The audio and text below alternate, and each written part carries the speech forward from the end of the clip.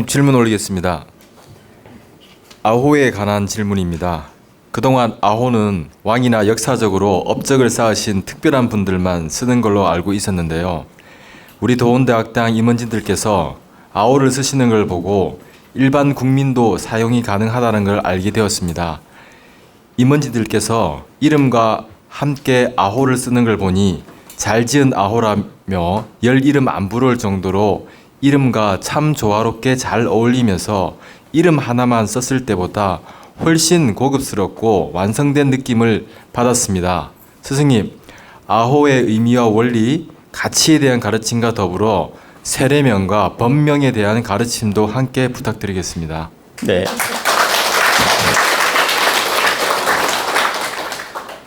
앞에 강의가 길어져서 뒤에 강의는 좀 임팩트하게 좀 짧게 하고 싶은데 이 질문을 또 보니까 이게 아주 자세하게 풀어주려면 길어야 되는 강의네요, 보니까. 그런데 조금 길어지더라도 바르게 여러분들이 알아야 되니까 제가 바르게 풀어드리겠습니다. 여러분들은 이름을 개명을 하기도 하고 또 때로는 아호를 짓기도 합니다. 근데 이제 이 아호라는 것은 그 이름 대신에 옛날에는 많이 아호를 지어서 썼습니다.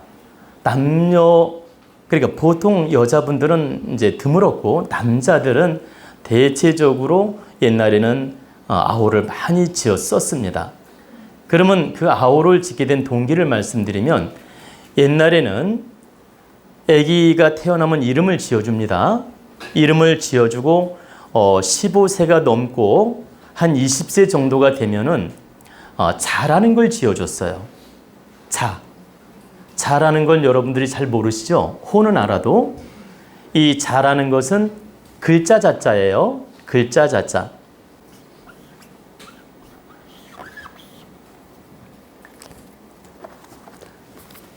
이게 글자 자자입니다. 글자 자자. 근데 이제 자라는 게 있었는데 이 글자 자자가 여기 간머리 밑에 아들 자자죠. 간머리 밑에 아들 자. 그러면 간머리 밑에 아들 자자인데 집에서 자식을 낳아서 어느 정도 성장을 하면 이름 대신 가족끼리 친구끼리 불러주는 게 자였어요. 그러면 아이가 15세가 넘고 20세 정도가 되면 아이를 존중하는 마음으로 이름을 함부로 부르면 안 된다. 그래서 이름 대용으로 이 자라는 걸 지어서 가족이나 보세요. 가까운 친구나 이 집안에서 불러주는 보통 자를 썼던 겁니다. 그리고 20세가 넘고 이제 결혼을 하고 나면 또 호라는 걸 지었어요. 근데 호는 무슨 의미가 있느냐? 남녀노소 상하관계 아는 사람 모르는 사람 다 불러줄 수 있는 게 호예요. 그러면 옛날에는 이름을 그렇게 존중했던 겁니다. 감히 함부로 이 이름을 함부로 부를 수 없다고 해서 호를 지어가지고 이제 성인이 되고 이제 결혼을 하게 되면 호를 지어서 대중적으로 불러주게 했던 겁니다. 그래서 드라마 같은 데 보면요. 유성룡 대감이 이렇게 하잖아요. 이렇게 이순신 장군 부르거나 이렇게 할 때, 여해 아니면 덕암 이렇게 막 부르잖아요. 그 호를. 그리고 석봉 이렇게 한석봉이가 호입니다. 석봉이 호예요. 이름은 호예요. 호. 한호. 이름은 한호라고. 성이 한씨고 이름은 호예요. 그리고 석봉이 호예요. 근데 사람들은 한석봉 하니까 석봉이 이름인 줄 아는데 호입니다. 그러면 이러는 거예요. 석봉 이렇게 부르는 거예요. 그리고 유성룡 대감이 부를 때 여해 이렇게 부르잖아요. 서로가. 그게 이름을 안 부르고 친구끼리도 존중해 주는 마음으로 호를 불렀던 겁니다. 그리고 더 넘어 올라가서 3000년 정도 이제 공자시대 이렇게 올라가면 그때는 호보다도 또 자를 많이 썼어요. 그래서 공자님 이름은 구고, 공구, 성이 공씨고 이름은 구예요. 공구고. 그리고 자가 중리예요. 중리. 예? 그래서 맹자님 이름은 맹가. 맹자는 스승이란 뜻이에요. 자자를 붙여주는 게. 여러분, 공자님 하면 성이 공시고 자라는 말은 스승님 이 소리예요. 그리고 맹자님 하면 성이 맹시고 스승님 이 소리야. 노자 하면 노 스승님 이 소리예요.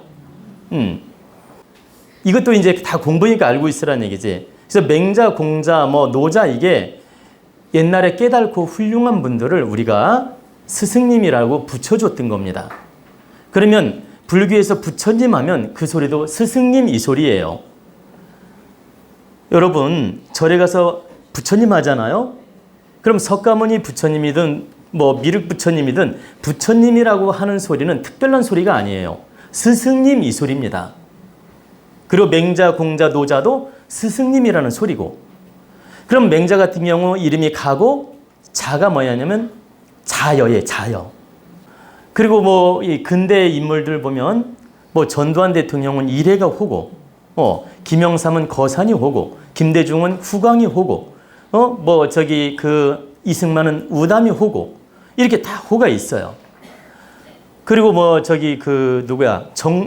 정주영 씨 호는 아산이고, 그리고 이병철 씨 호는 호암. 농심그룹 회장님은 율촌. 이렇게 전부 아호들이 있는 겁니다. 그리고 LG그룹 구본모 회장은 화담. 그래서 화담숲이라고 만들었죠. 그게 당신의 호를 따서 만든 겁니다. 그럼 이런 재벌들이나 정치인들이나 옛 선현들이나 이런 고대 유명한 분들이 다 자 또는 호를 썼던 겁니다. 그럼 하나만 더 보자고요. 율곡 선생님이 우리가 이율곡 하는데 이름은 이이고 호가 율곡이에요. 율곡. 그리고 태계도 호고. 태계 이황.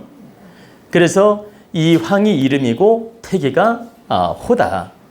그래서 그 태계로가 보세요. 태계로가 이태계에 그 태계호를 따서 태계로라고 지은 거고, 여러분들 모르셨지? 태계 우리 종로 있잖아. 종로는 종각이 있어서 종로라고 했고, 세종로는 세종대왕을 상징해서 세종로, 율곡로가 율곡 선생님 호를 따서 율곡로, 충무로는 충무공을 상징해서 충무로, 을지로는 을지문덕 장군을 상징해서 을지로, 이렇게 했던 거예요. 여러분 아무 생각 없이 지금 보니까 그게 뭔지도 몰랐던 거야. 을지로. 그리고 여의도길 윤중로, 윤중 선생님 알죠? 윤중로 이렇게 호를 따서 이렇게 해가지고 길 이름을 만든 겁니다.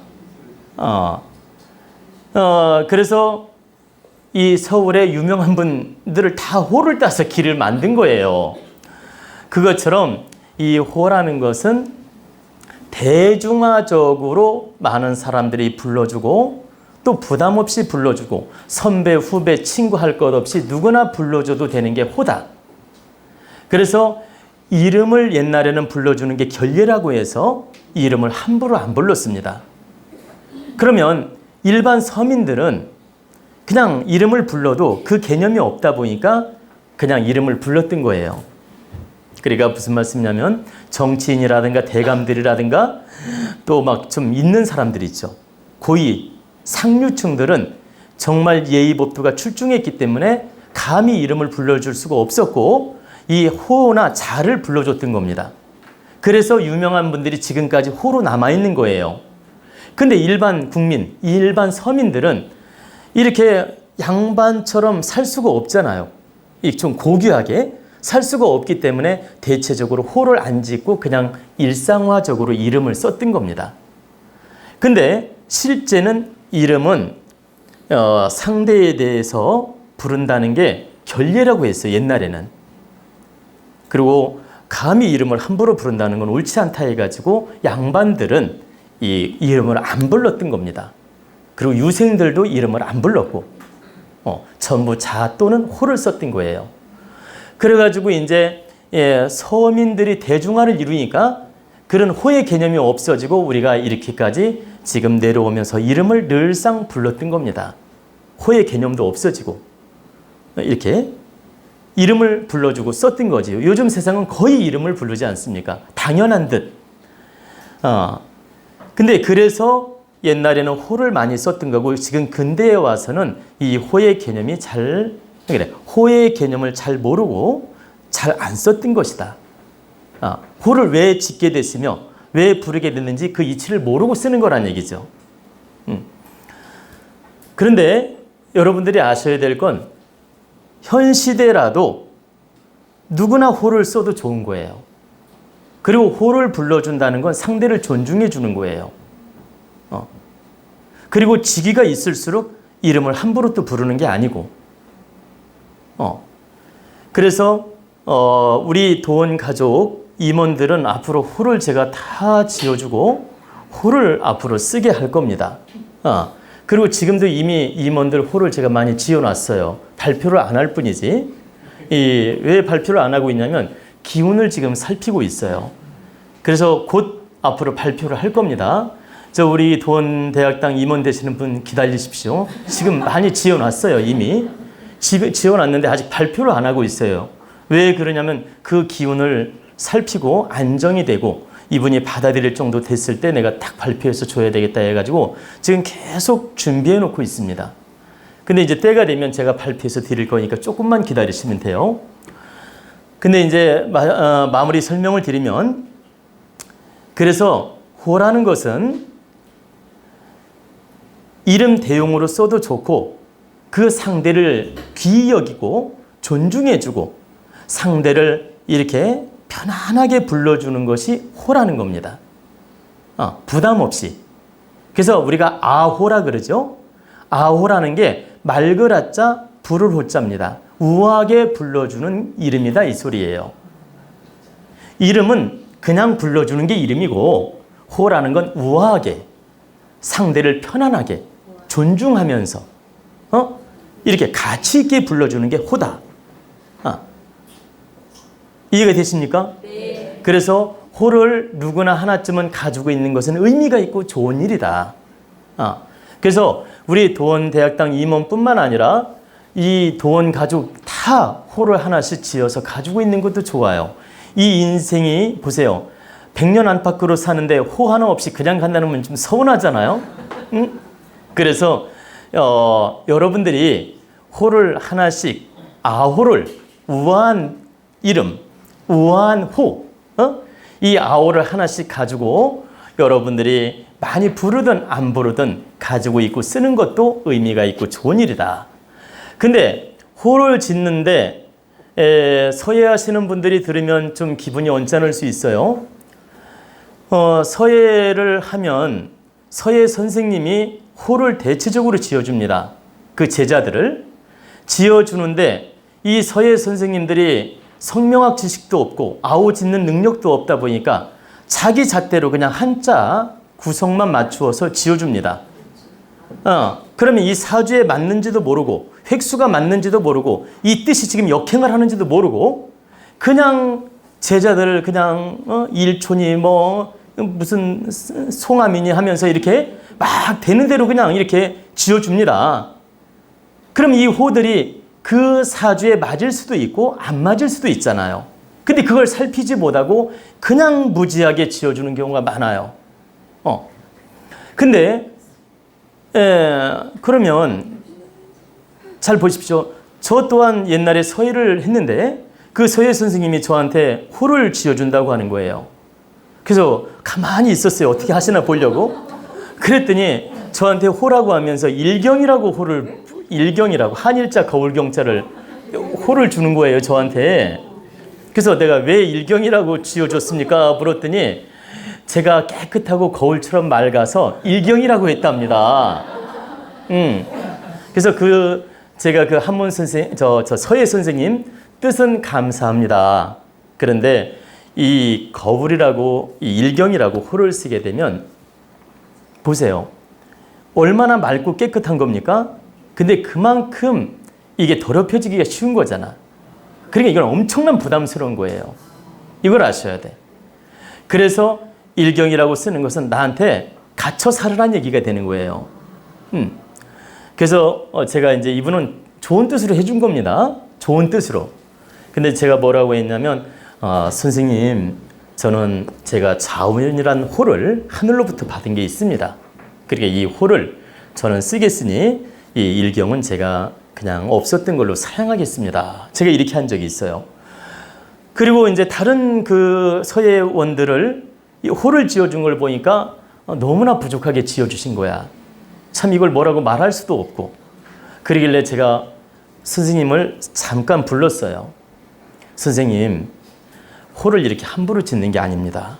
제가 제자들이 알면 선생님 부담되지 않습니까?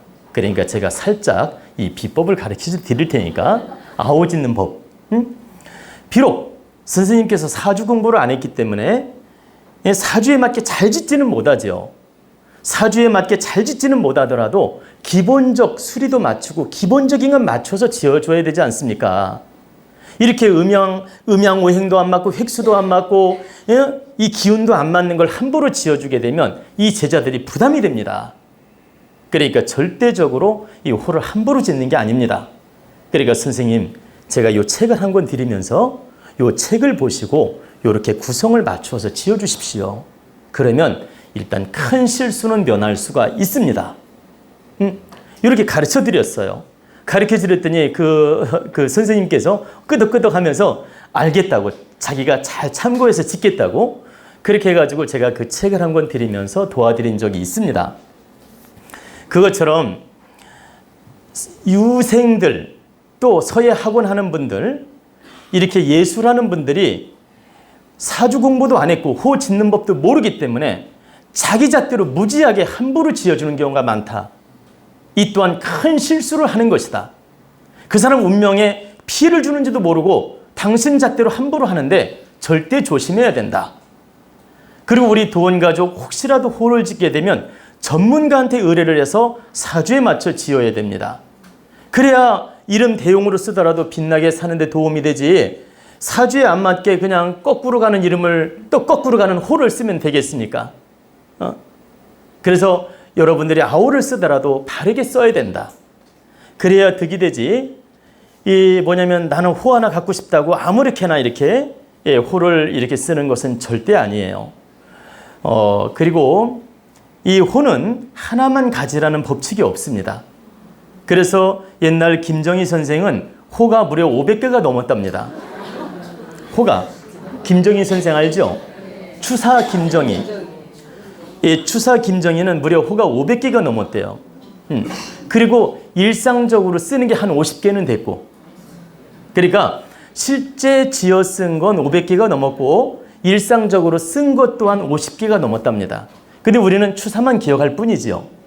그래서 그렇게 호가 많은 분도 있어요. 그리고 옛날 그 양반들은요, 호가 한두 개는 다 있었어요. 그래서 제가 말씀을 드리고 싶은 것은 이름이 나쁠 경우에 개명을 해서 좋게 쓰는 것도 좋은 방법이고 또 이름 대용으로 아호를 쓰는 것도 좋은 방법이다. 그런데 여러분들이 알아둬야 될 건 사주에 맞게, 이왕이면 사주에 맞게 바르게 쓰는 게 득이 된다. 그래야만이 운명에도 득이 되고 여러분들이 사는 데 도움이 돼요. 그리고 내 기운하고 호가 맞다 보니까 바르게 또 잘 쓸 수 있고. 근데 너무 기운이 안 맞게 호를 써놓으면 그 무게에 눌려서 득되지가 않아요. 그래서 여러분들이 호를 받더라도 함부로 받는 게 아니다.